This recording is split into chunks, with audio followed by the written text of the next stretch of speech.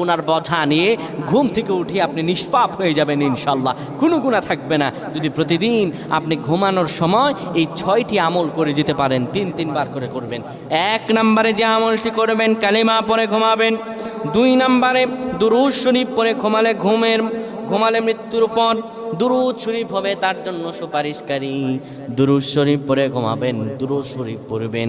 3 নম্বরে ঘুমের দোয়া পড়বেন। ঘুমের দোয়া পড়ে যদি ঘুমাতে পারেন, সারা রাত ইবাদত করার সওয়াব আল্লাহ আমলনামায় দিয়ে দিবেন। 4 নম্বরে আয়াতুল কুরসি পড়ে ঘুমাবেন।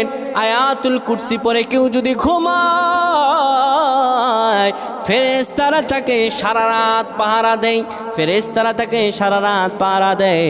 আয়াতুল কুরসি পড়ে ঘুমাবেন। 5 নম্বরে 21 বার বিসমিল্লাহির রহমানির রহিম পড়ে ঘুমাবেন। তাহলে প্রতিটি শ্বাস নিঃশ্বাসের জন্য নেকি লেখা হবে।